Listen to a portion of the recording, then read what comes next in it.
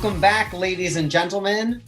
I'm Andrew Meltzer, reporting live from London, England, and I'm excited to help the team here with our final session on day 2 of World Class Community Week, US edition.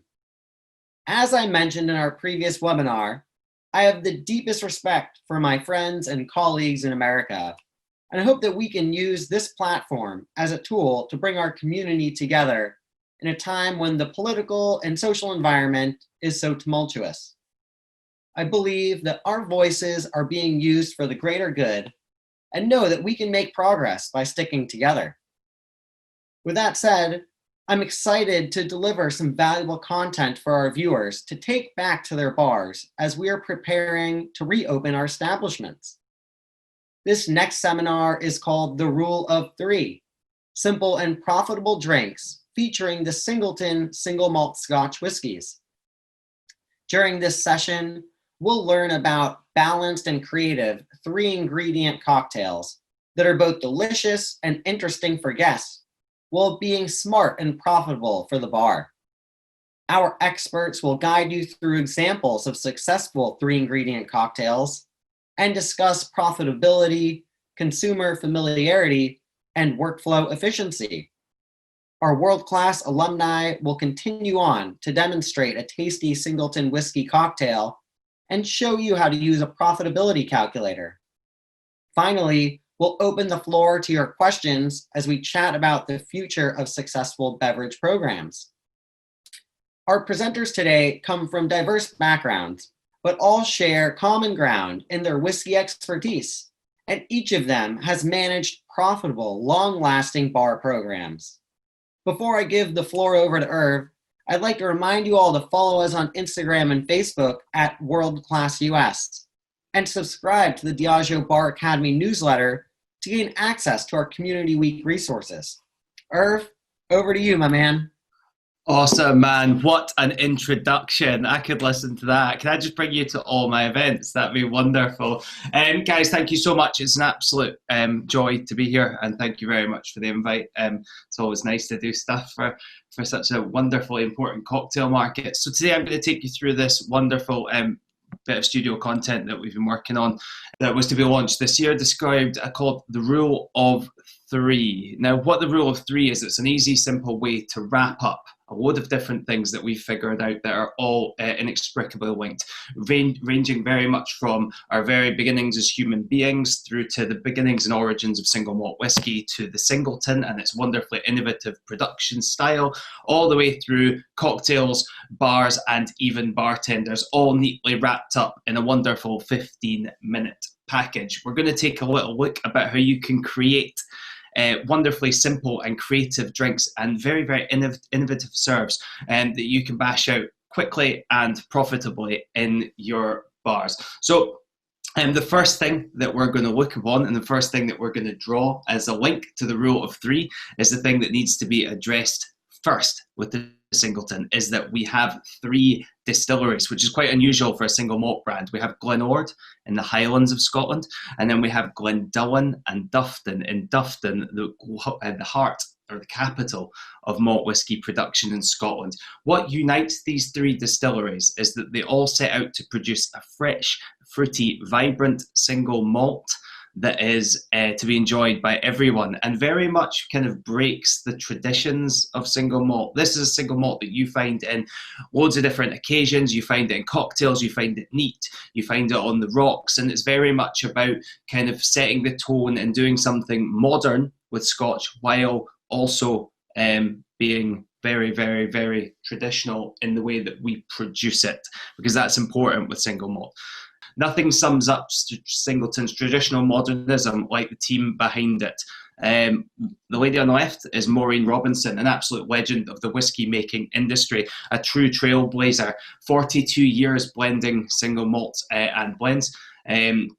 She is responsible for all of the whiskies that come out that we put the Singleton badge on it. She is absolutely amazing. And the guy on the right is me. I come at Scotch, as Andrew put probably better than I will, from a very different way, and I come at it from a cocktail angle. So I tend to look at single malts in creating new experiences for people, new ways for people to drink it. My biggest excitement is when I can get someone to go from I hate single malt to I absolutely love this. And that's kind of what drives me. So between us, we have two very different approaches, and the two of them meet perfectly well in the middle. We always say that we're not bound by the traditions that a lot of other Scotch whisky distilleries are. And we kind of try and do things super differently. A lot of things you don't realise about the malt master as well is that Maureen controls every different part of the production process. She's very much responsible for innovating at the distillery level, which eventually leads to the delicious product at the end, which we're going to talk a little bit about through this presentation. Now, the rule of three. It's a bit of a fascinating number. It's a prime number, which in itself is pretty mad. It appears with alarming frequency in the natural, scientific, and theoretical worlds. In religion, it appears all the time. You have the Holy Trinity, you have the three jewels of Buddhism, you have the three pure ones of Taoism. In alchemy, the very much foundation of alchemy are the primes in Europe of salt, sulfur, and mercury.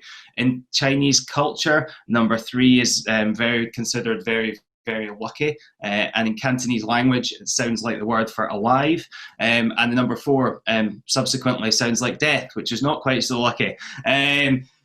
Third time's a charm, third time lucky. It's super important. And the rule of three, we're going to talk about those slightly different to all those wonderful things that I've just mentioned. It is a writing principle that believes that a group of three characters or events is ultimately the most interesting way to enjoy a story. Okay, two is considered not complex enough. Four, it starts to get overcomplicated and you start losing the reader. This is massively prevalent if you start looking at things like, look at literature: the three amigos, the three little pigs, the three Billy Goats Gruff, the three gifts given to Cinderella, the three wise men. If you look at cinema, you've got the good, the bad, and the ugly. It's always in threes. If you look at speech writing, you have blood, sweat, and tears. Location, location, location. Mind, body, and spirit. And my favourite one ever: friends, Romans, countrymen, lend me your ear. It's always in threes. So by keeping things in threes, we tend to make them more engaging, less complicated, but grab attention for longer. Omnitrium perfectum always sounds really funny in a Glaswegian accent. Everything that comes in threes or is perfect, or every set of threes is complete. As De La Soul said, three is very much the magic number. Try and make it a rule not to read Latin ever. Now, we can start to apply this theory by looking at single malt, because at single malt, we have three raw ingredients. That is three raw materials. That is all we're allowed to use.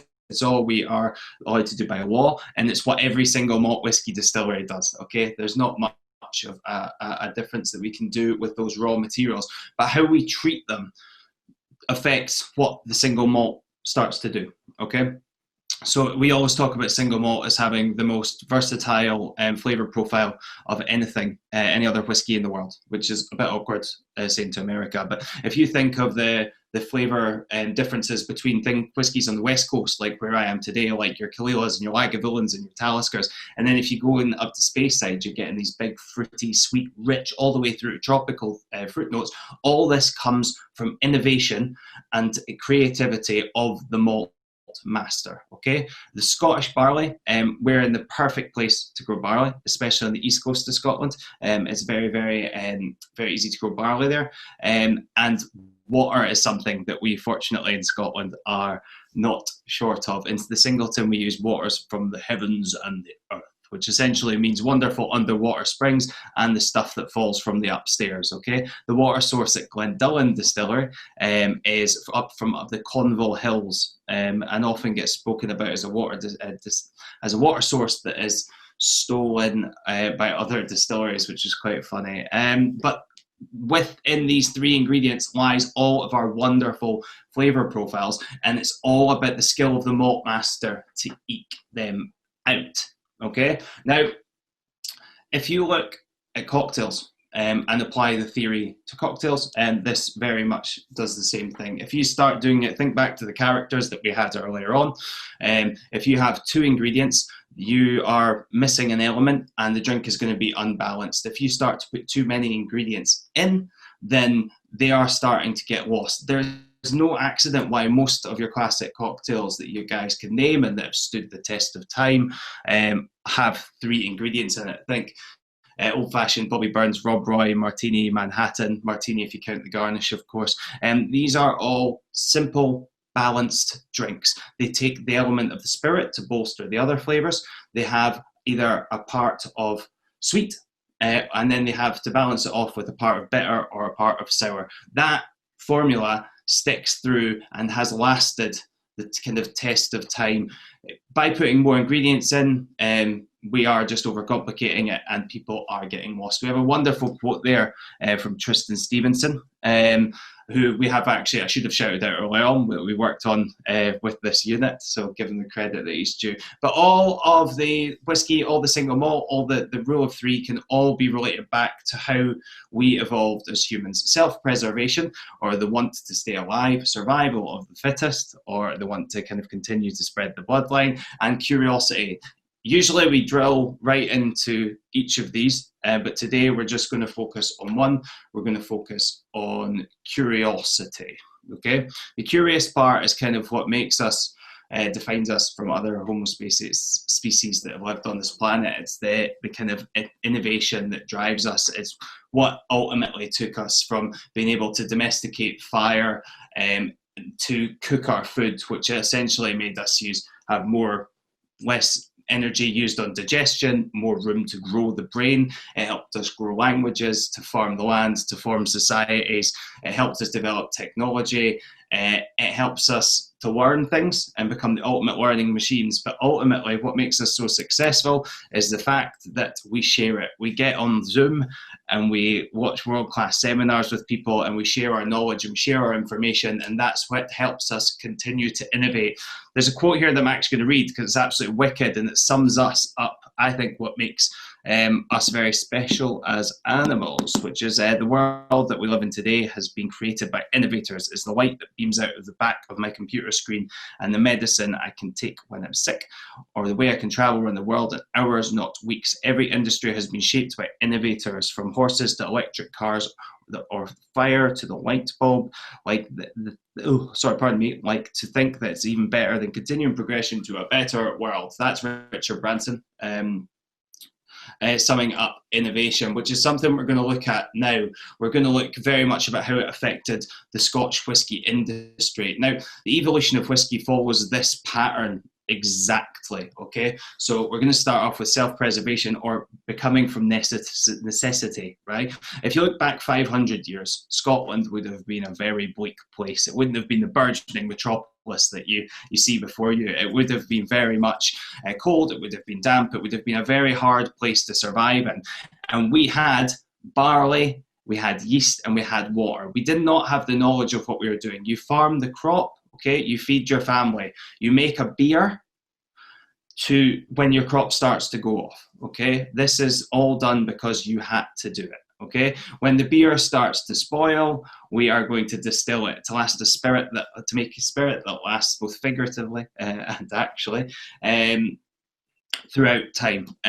We, through some massively fluky, serendipitous coincidence, decided we would start storing the spirit in oak, which we eventually find out has a massive impact on flavour, removing the impurities and leaving something that's smoother and more enjoyable. This is not because we thought, oh, we'll stick it in the oak and we'll add vanilla, toffee, butterscotch and popcorn, okay? This is very much because we had to do it, okay? We had to move it from A to B, okay? So we had 3 ingredients and we wanted to self-preservation. Now, Scotch whisky has not always been kind of rainbows and butterflies, and there have been a lot of distilleries that have come and gone. The ones that survive and last the kind of this challenges of time are the ones that innovate. If you read about Scotland and about single malt whiskey, all you'll hear about is distilleries that are not there anymore. And the ones that innovate are the ones that that stay alive, the ones that continue trying new things and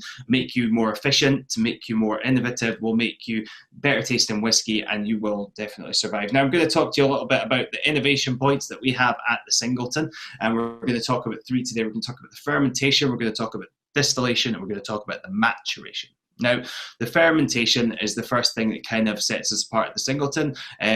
You can ferment anywhere between 48 to 125 hours in Scotch. Some places go even longer. We put it at 75 hours because this is the first part where we generate the flavour that we want to set us apart. We are generating a fruity beer at this point. So fermentation, the yeast eats the alcohol and creates alcohol and carbon dioxide. We want to create a fruity wash. So we ferment for a weighty 75 hours. Again, distilleries can hammer through fermentations in 4 to 8 hours. This is not what we want to do. Remember, we are not doing things the easy way or the quick way. We do it because we want to eventually distill a new make that is very much fruity, approachable, light, fruity and fresh, and designed to be enjoyed by everyone. So our fermentation is long. In the distillation department, we say we use a slow craft distillation. Now, that is not just marketing words. These are terms that we use for distillation. What we do at the Singleton is mental. This presentation usually has the most complicated picture of a still you've ever seen in it. But we've actually taken it out because everyone just goes, what? But essentially, we distill the spirit for longer and we do it at a lower temperature. We also do it in a still that is tall. So if you think about the distillation of any spirit, if you have a shorter, dumpier still, it allows heavier alcohols to get over the top. At the Singleton, we want to do the opposite. And we have a big, tall, amazing copper pot still. Okay, this is all 3 distilleries have exactly this. We distill for a longer period. And we actually extend the distillation by taking the condenser, which is usually where cold water runs through, and we actually run hot water through it. Essentially, we're extending the copper conversation, giving us slow batch distillation. Again, not the quickest, not the most efficient way to do it, but it's the way to produce the spirit that we want to end up with. Maturation. At the Singleton, we've got 3 broad styles of cask that we use. American oak, which is going to give you vanilla sweetness, caramel, creamy coconut. I'm sure on the call, most of you guys will be familiar with that one. European oak, sherry cask, which is going to give you your tannins, going to give you your tropical fruit. It's going to give you loads of incredible ripe fruit notes. And your wine cask, which will give you dryness, again tropical, and citrus. We're going to use different marriages of casks to create each of the different Singletons to target the flavour profile that we want. But the one thing that unites them all together is that they are very easy to enjoy, they're very fresh, and they're very fruity and very much designed to be enjoyed by everyone. These 3 things that we do show that we don't do things because they're easy or we hammer things through the distillation. We want to innovate to continue to create new and interesting whiskies and flavours to be enjoyed by all. Now, the rule of 3 can also be applied to cocktails. If you think about the self-preservation element, if you go back to, obviously the first cocktails were punches, we all know that, 1600s, but if you look at the first time you see cocktail and you're talking about Jerry Thomas, these cocktails were not like what we were making today. They were very much a product of necessity. It was about taking the edges off rough spirits. Cocktails would have been very local. They would have used bitters and vermouths that were very much fortified so they can last, they can travel better. But other than that, all you're using is things that you had to hand. It was very hyper local, and it was very much about taking the edges off. Again, with the rule of 3, they all follow that same pattern, okay? You have the sweetness to balance the sour, you have the bitter to balance the sweetness, okay? If we start looking at survival of the fittest, this is actually a terrible term. I'm going to talk about the second golden age of cocktail, right? So this isn't a very survival of the fittest, doesn't actually feel right here, okay?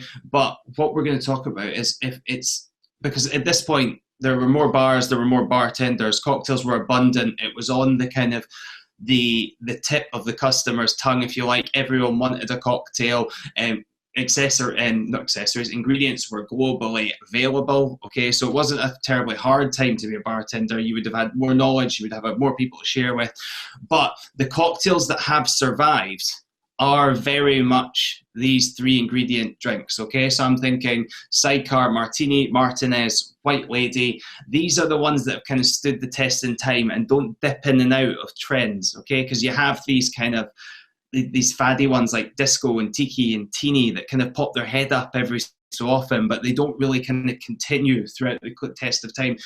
Aren't as many of these that are really classics, okay? So it does still work with survival of the fittest, although it was probably a pretty sweet time to be a bartender. Curiosity is kind of the point, I think, of where we are at now, and it kind of hits home with Scotch a bit more. Now I'm going to read this quote out from Tristan because I think it sums up perfectly where we are with single malt, especially in cocktails. There are very few classic Scotch cocktails. This is largely due to the cliched stigma that Scotch whisky shouldn't be adulterated, partly due to the bold and traditional flavours that can be difficult to mix. Thankfully, we're well past that first hurdle. The fresh floral whiskies like the Singleton make the mixing part a breeze. Okay, I think that sums up perfectly where we're at now. We're now at a point with the evolution of bartending where we have learned from chefs, we've looked at perfumers, we talk about flavour in a different way. The big thing that chefs taught us is mise en place, right? We can continue to create these 3 ingredient drinks that pour in as 3 behind a bar in a high volume, high kind of activity bar, like what I'm sure Tyson's going to do. And we can make them taste incredible. We can tell the story of the single malt. We can match the flavors. We can put like 3 different things in one bottle and it still feels like a 3 ingredient drink. We can create things fast, but they can be complex and tell the brand narrative. It's a great time to be making single malt cocktails and Scotch whisky cocktails. And this kind of quote here is wicked because it sums up that those kind of attitudes are very much a thing of the past, and there are more whiskies out there that are geared to producing cocktails like the Singleton. Andrew, you're going to hand over from me, aren't you?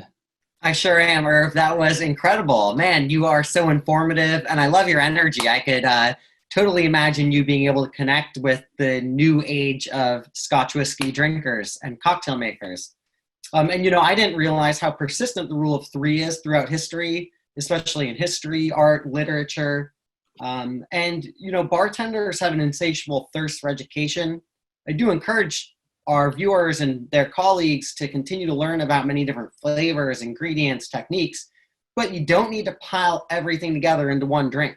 When you focus your attention on just a few ingredients or techniques, we can deliver great cocktails that increase speed, consistency, and profitability.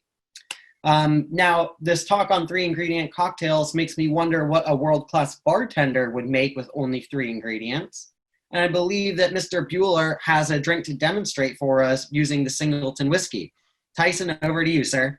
Thank you so much, Andrew. Irvin, that was fantastic, man. I could listen to you talk whiskey all day long. That was great. Yes, we're talking 3 ingredient drinks, right? We're talking, how can these 3 ingredient drinks make your business more profitable? How can you as bartenders be more efficient and more consistent, right? These are the things we're trying to get out of our bars all the time. So we'll dive a bit more into the specifics of really how your business can profit off of 3 ingredient drinks and how you as a bartender become a better bartender utilizing these tactics. But let's kind of just dive right into the drink to start. So we're doing a sour today with the Singleton Glenfillan. I think over the past few years, we've gotten really good at taking Scotch whiskey outside of this box that we had it kind of pigeonholed in for a long time, right? It was like you made your Rob Roy's and Bobby Burns and you drank it neat, right? And that's all you got to do. But I think over the past few years, we've gotten to see people really branch out and use Scotch in a different way, which is fantastic because it does have the ability to play with so many different ingredients that you might not think of right off the bat. So in this drink, in this 3 ingredient cocktail, we're really kind of putting the focus obviously on the whiskey. These 3 ingredient drinks, you need your base spirit to shine, right? That's where you need something extremely quality because it's going to be the star of the show, right? It's the main thing we're going to be tasting in the cocktail. It's not being covered up by a lot of different things. But the syrup is really kind of where we're adding some unique flavors into this drink. So we made a syrup with starting with coconut water as kind of our base, right? So we're using the coconut water and pandan leaves. If you're not familiar with pandan leaves, they've been quite popular in the last couple of years, which is great. It's a really cool kind of international product. Think, for one, it's a grass, so it has a lot of kind of green, grassy notes to it. Also think of like nuts, think of almonds, think of marzipan as a really great kind of flavor to associate with this, and also coconut. So we're taking pandan leaves and we're cooking those in coconut water and sugar and a little bit of extra water as well. But so we kind of have a lot of these ingredients, just a handful of ingredients going into this one syrup that's going to add a lot of complexity to the drink. So we're doing a little bit of fresh lime here in this sour cocktail. So 0.75 ounce of that. And we have an ounce here of our coconut and pandan syrup. You can see there on the recipe, as we start to get into how we can use the ingredients to be more profitable, a lot of it goes into the prep and how we make these syrups. We use an immersion circulator quite a bit in our bars. And the beauty of something like that too is that we can kind of set it and forget it with a lot of these syrups, rather than tending over to a syrup on a stove or something like that, or in a blender, right? We're having to keep an eye on things. When you're cooking things sous vide, and we do with a lot of our syrups, the beauty is once you get in a bag, you pop it in, you set a timer, you set your temp, walk away, right? Go about your day, continue prepping whatever else you have to prep. It makes you more efficient. Efficiency in turn helps you save money, which is a big topic we'll be chatting about here a little bit. So then we have the Singleton Glendolan, do an ounce and a half of that there. All right, we'll shake this guy up.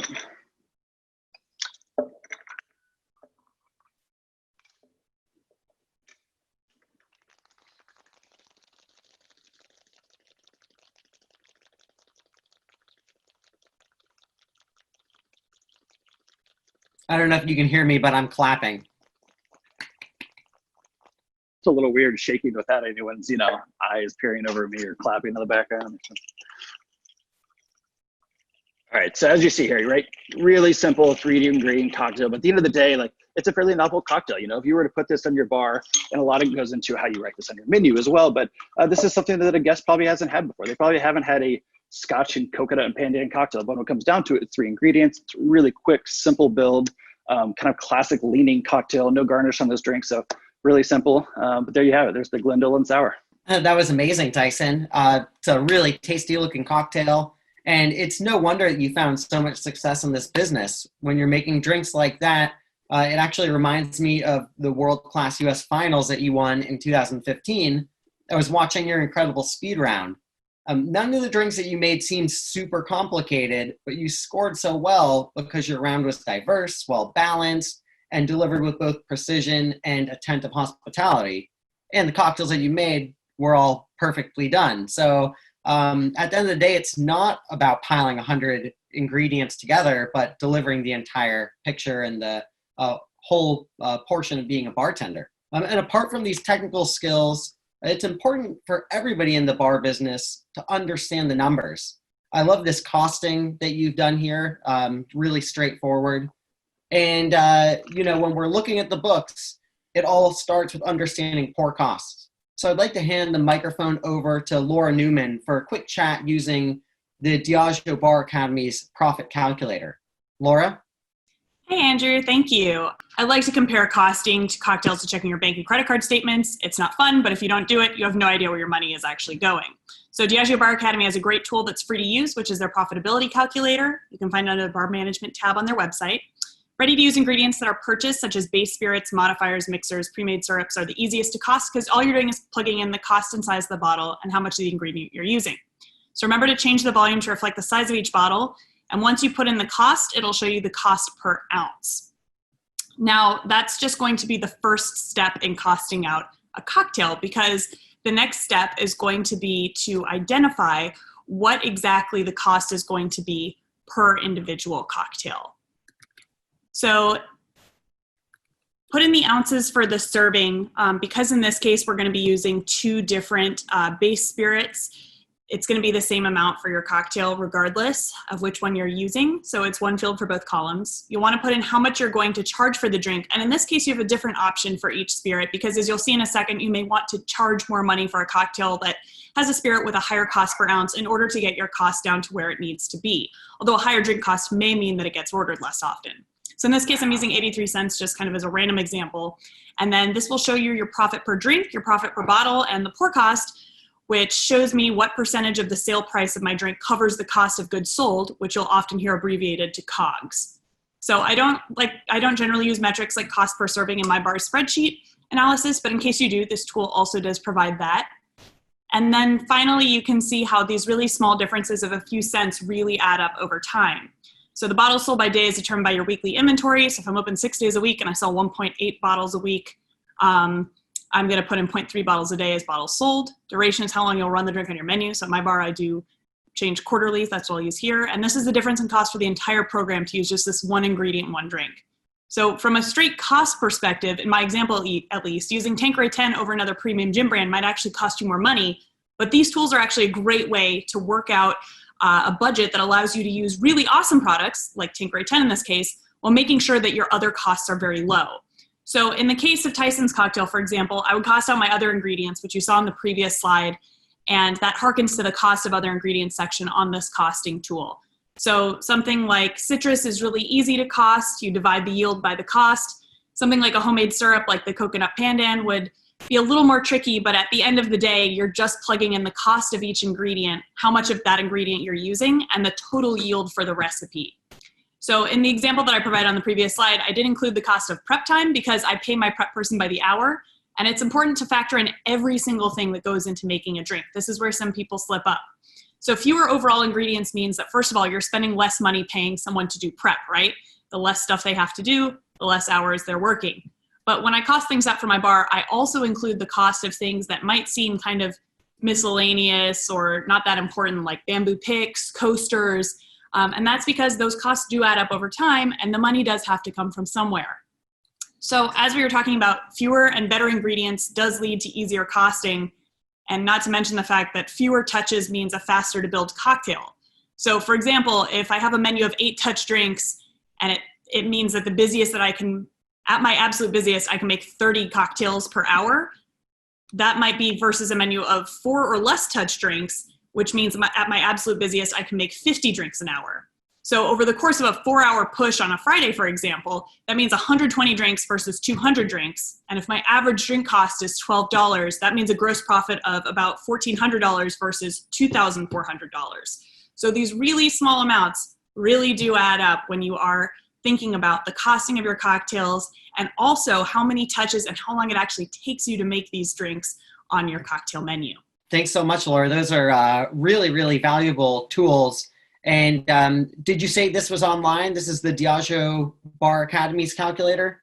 Yes, so this calculator is located on the Diageo Bar Academy's website, and you can find it underneath the Bar Management tab.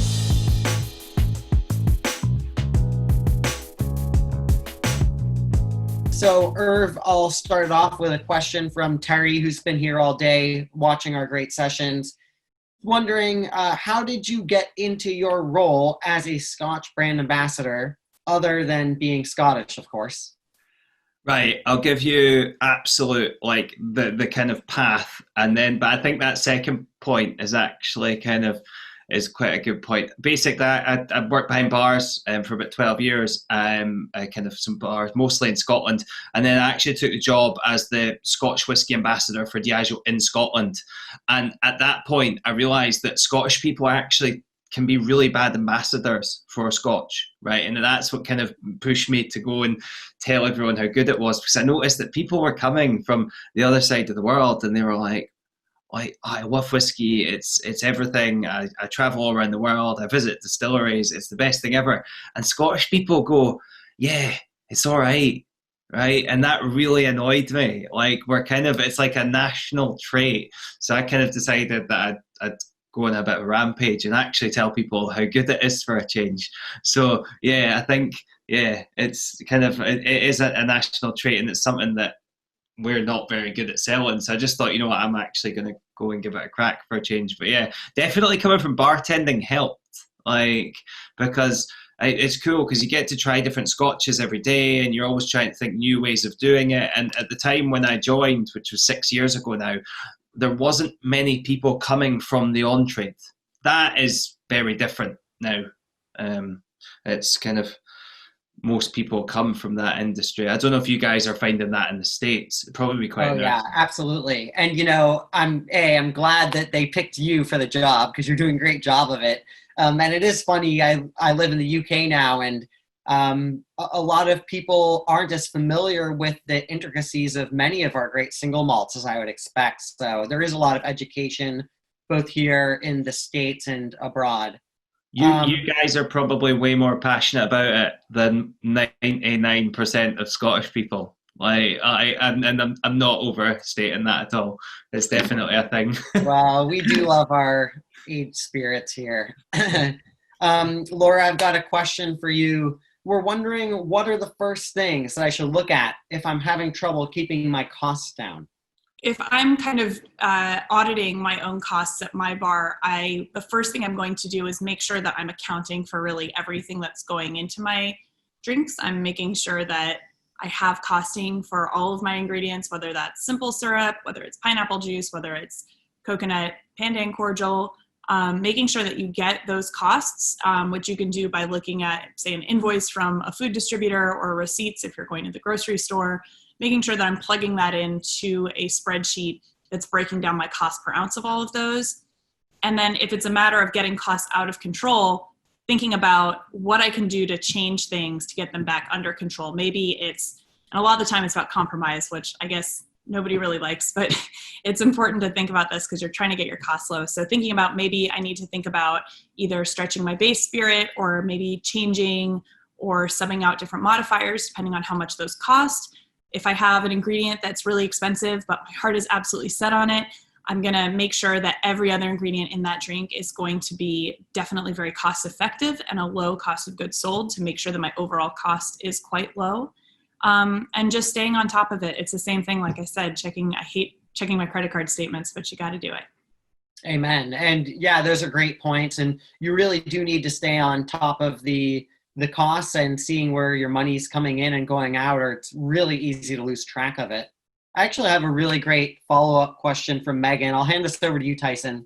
So we're wondering, would you suggest using a complementary neutral spirit to stretch a chosen spirit out in order to keep costs down as long as the flavor profile is not compromised?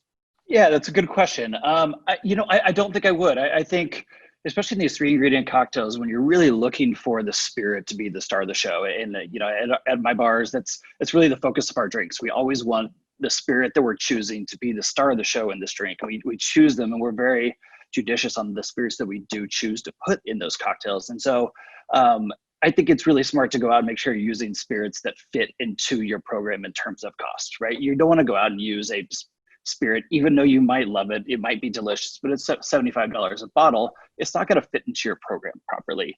And adding a neutral spirit to water that down, for lack of a better term, that's all you're doing, right? You're taking away the specialness of that spirit to begin with. So to me, it's kind of defeating the purpose. So we live in a really amazing time where there are an incredible amount of spirits out there that fall into a really great price range. More so now than probably ever in the history of spirits. You can find amazing products that fit really great into a cocktail program, which is wonderful. That's awesome. That's such great advice. And yeah, you're right. While there is a lot of really accessible spirits, especially in the Diageo Reserve portfolio, there also are opportunities for us to use that top shelf spirit that you've had your eye on and put it on the cocktail. I've worked in bars in both, working class and more upscale neighborhoods. And we've had a, top shelf cocktail menu that had 2 or 3 additional items. Some of them were $20. Some of them were $50 cocktails. And yeah, every now and then somebody's celebrating their birthday and buys that $50 Manhattan. And it is awesome, especially when you're dry tasting it, Irvin, back over to you here. I'm wondering, since you're focusing on trends and what's coming next, do you have any predictions for the future of single malt and blended Scotch whiskies? I think that we're going to see, I think it's cool, like there's never been a better time to see Scotch whiskey being used in cocktails in general, but I think now that we're going to see a trend that you're going to see bartenders pulling away from the blend a little bit and focus on the single malt, because it's kind of like pre-packaged rocket fuel for a cocktail menu, right? It's got this incredible spike of flavor. I always describe them as being very triangular because it's really easy to identify the points, which is kind of what you look for when you're coming up with a cocktail. So it's got that big punchy flavor that people want to hear about and want to be able to identify with. And it's also got the story, right? It's got that kind of, if you're talking about Talisker, or you've got that mad distillery on a remote outcrop in Skye that really shouldn't have survived but has for 180 years. If you're talking about Singleton, you're talking about Dufton and the fact that it has 6 working whiskey distilleries and a population of 1,667. I've counted them, right? These are the kind of thing that guests love to hear about. So I think we'll see more single malt and cocktails. I also think that, and it's been said 1,000 million trillion times before, but the highball is that close to being kind of, I was been saying it's been on the cusp of the vernacular. It's everyone's going to be talking about it. I think because you're dropping down the intensity, you're increasing the complexity, and it's just so accessible, it's so approachable, and it's so adaptable. I think like the highball has to be the biggest drink in whiskey at the moment, but I think it's going to continue to get bigger. I mean, it's massive over here already. So, and I guess it must be over there as well. It absolutely is. It's something that hit my radar maybe 2 years ago. And markets big and small, and the states have been embracing it. And very much, as we see with a lot of trends, it starts with the bartenders because of their personal interests, and they're sharing it with their guests and putting it on their menus. And I love the highball, especially because I'm often taking cocktails and using my wine and food pairing techniques and applying those principles to pairing food and cocktails. Highballs like whiskey soda or whiskey with tea, which we'll get into more tomorrow, will be really, really great as companions at the dinner table. I've got a couple really, really great questions coming in about COGS. That's an acronym that we use. It's the cost of goods sold. So it's really what you want your pour cost to be as a percentage of the revenue that comes in.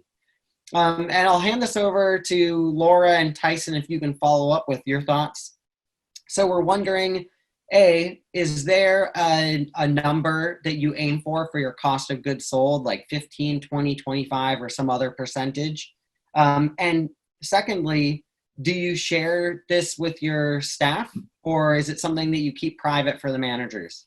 I live in a state with the 4th highest liquor excise tax in the country, so I have to be extremely mindful of the cost of goods because liquor for me costs a lot more than it does for most people. I run probably at about, for my menu drinks, I have a menu of about 65 cocktails. I run it between a 12 and 15% cost. It's usually a little lower though, which I'm very proud of.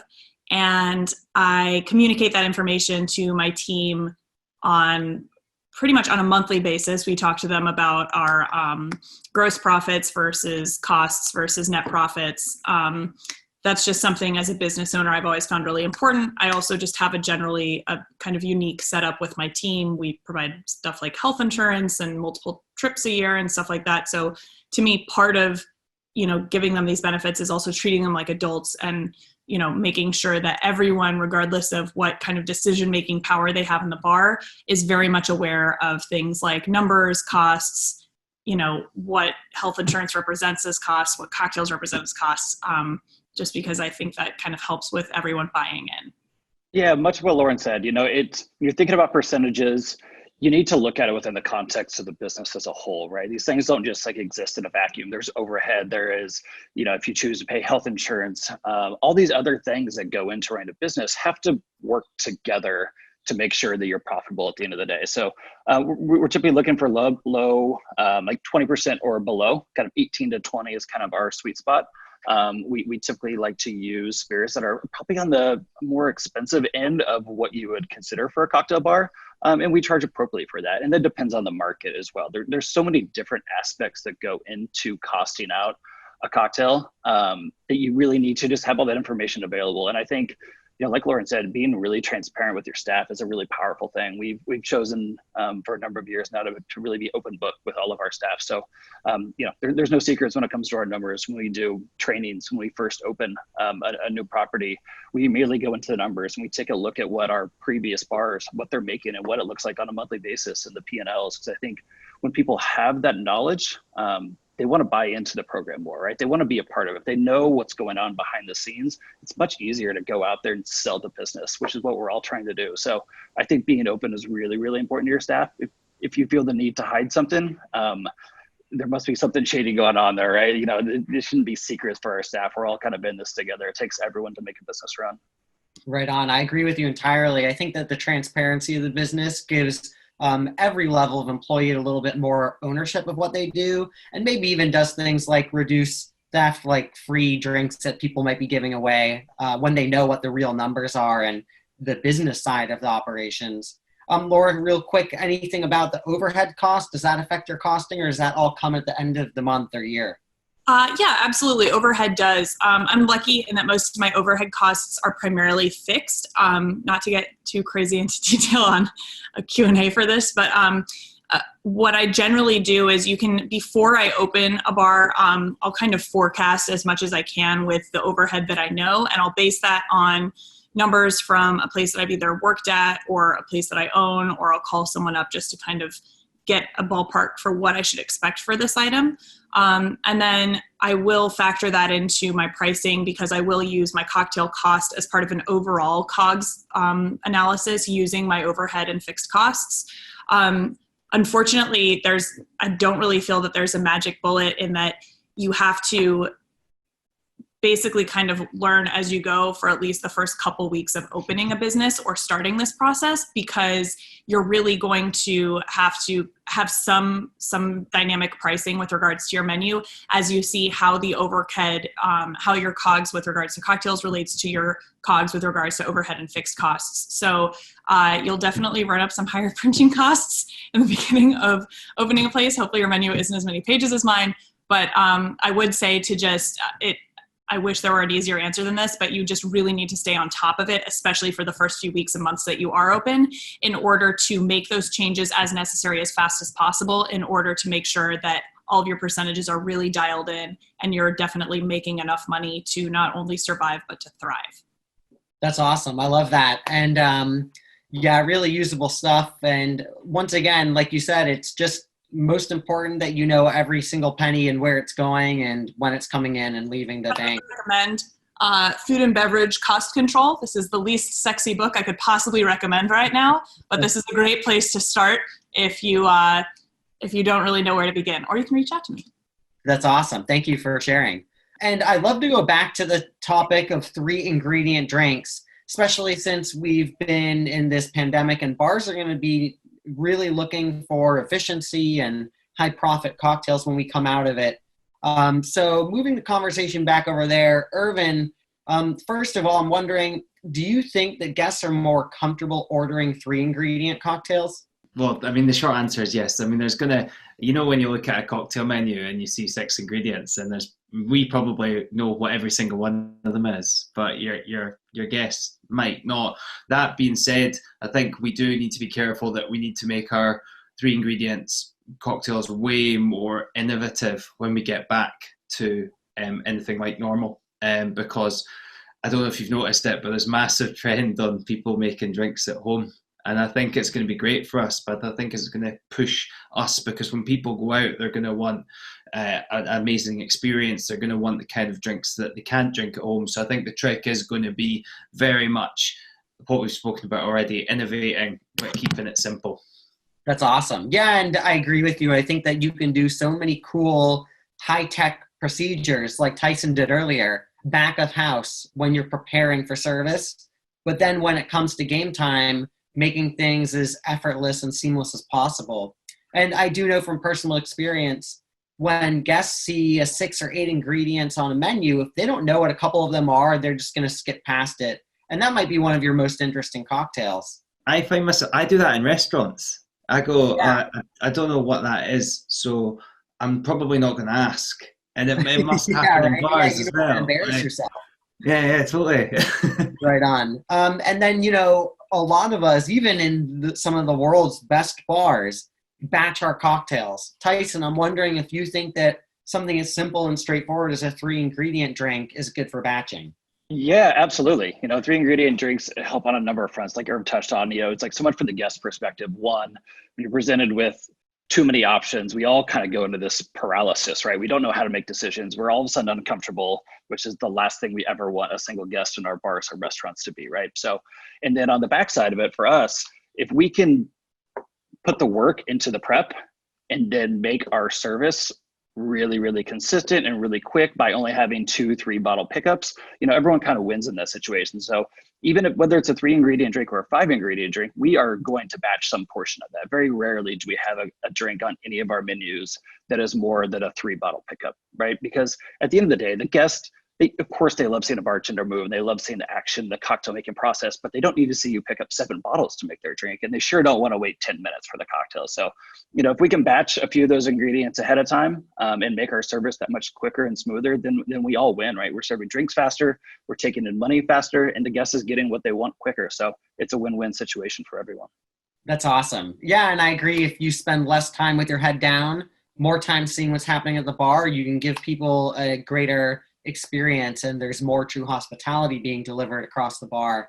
And people often don't even notice, even if you just pour one ingredient in a tin and shake it up. They're like, man, that guy is awesome. Wow, you're so talented.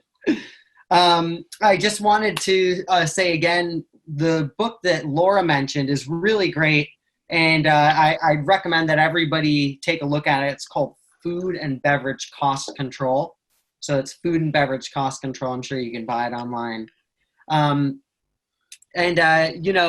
Laura, I was wondering, we saw in the presentation earlier that things like the Old Fashioned, Manhattan, these really great classics are made with 3 ingredients. But how do we innovate 3-ingredient cocktails? Is there a template that you can use and share with us? Yeah, what I really like to do is it's referred to often as like the Mr. Potato Head style of drink making, where I'll take one ingredient, maybe in a classic, and I'll substitute in something else for it. Often I find myself doing that here in a place where liquor is very expensive for me. A way that I can innovate is either by substituting in an ingredient that maybe costs less but has a similar flavor profile to an alcoholic component. I'll often do that just because my state, unfortunately, unlike Tyson, I have an extremely limited variety of things to choose from. We're still missing out on a lot of stuff that I don't think was ever not available in New York and California. And it's a nice way too to present something cool for guests. Like one drink that we have takes kind of like a Manhattan or old-fashioned approach, but it uses an Italian Amaro whiskey as the base, and then a cinnamon toast crunch syrup with chocolate bitters in it. And it's super simple, but it's different enough that people get really excited about it. It works really well on my costing, and it's just a crowd pleaser. That's really great. Yeah, and I think that just starting with the 1-to-1-to-1 Negroni or Boulevardier style recipe is a great place to start, or going with your classic martini or Manhattan recipes and diving off of there, especially considering what's on the market these days with so many really interesting modifiers. If you've got a great spirit as the backbone, you can add myriad flavors just with 2 or 3 ingredients. So let me share with you what our last question will be so you can start thinking about it. And before we answer it, I'll go back to Irv. So our last question will be, what is your favorite single malt cocktail that you've had recently? So I'll give Laura and Tyson a minute or two to think about that while I ask Irvin what he thinks about, let's see, what did I have for you, Irvin? I was just wondering, like, how the Singleton distilleries bring each of their core characteristics to the 3 whiskeys. So essentially, they all start as a very similar style of distillate. It's fresh cut grass, and it's quite fruity. And the difference comes in the casks. So Glendullan has a higher amount of American oak, so vanilla, toffee, butterscotch, popcorn. Glenard has a really high amount of very tropical fruit, so pineapple, your peaches, your everything that's kind of big and tropical. And Dufton sits smack in the middle, okay? But Dufton's is very, very fresh fruit. It's super, super oily as well. But I guess essentially the production methods, I mean, every single malt distillery produces something completely different, regardless of if it's next door or not. But they set out to produce the same thing, the same style of spirit. And then it's in the cask very much where it changes. It gives us an opportunity to make single malts that still fit within our values, but they fit the palates of different countries. I had actually one last thing that I was hoping you could tell me, Irv, before we ask Ty and Laura about their cocktails. Sticking with the theme of three things, what would you like to see evolve in malt whiskey? Oh, that's a belter. Right. Number one, the attitude when people talk about malts versus blends, right? They're completely different products, right? So they both have wonderful uses and they're both very different. Okay. Second one would be the amount of the environment that you think to enjoy Scotch in. Okay, it's got the most vast flavor profile of any whiskey in the world. You guys have an unlimited amount of cocktail ingredients to mix it with, which means that we should be putting it in loads of different environments rather than just sitting in front of a fire with your one mate, clad in tweed with a big wet dog. Right, it is a very, very versatile spirit and should be enjoyed on the beaches and the cocktail bars, like everywhere in the world, in different styles of cocktails. And the third thing is super easy. It's like, stop making rules, start offering suggestions. It's don't tell people what they can't do with Scotch, tell people what they can. Right. That's awesome. Really great, diverse set of tools that we can use to really expand the knowledge and the use of Scotch in our trade. Laura, your favorite cocktail with Scotch with single malt recently? Ooh, I think my answer is going to be a Godfather. We put one on our menu, which we changed 3 days before we had to go into the quarantine. And I taught my dad how to make it. And so over quarantine, that was one of my favorite things to do, actually, was we would do little Zooms and we'd make our Godfathers together and enjoy them. But they're delicious with a good single malt. That's awesome. And a great, speedy, easy classic that is easy to teach people about and explore different flavors of single malts by using just a couple ingredients. And what about you, Tyson? I'm totally going to cheat and not use a 3-ingredient cocktail because the last drink I had, which now seems like a year ago, was at our bar here in LA right after we just opened. We have a drink on the menu called the Drum Technique, which is a Mai Tai variation. It's got both blended Scotch and single malt, kind of utilizing both their different strengths, yuzu, orgeat, and lime. And I'm missing getting back into bars and drinking drinks. That makes me terribly thirsty. And it reminds me of, some of our Talisker presentations talking about the, flexibility of a single malt and how it can be used in so many of these great classic tiki cocktails. I'd love to thank our brilliant panelists for sharing their business savvy and whiskey knowledge. So round of applause for Laura, Tyson, and Irvin. I'm Andrew Meltzer, and I bid you farewell.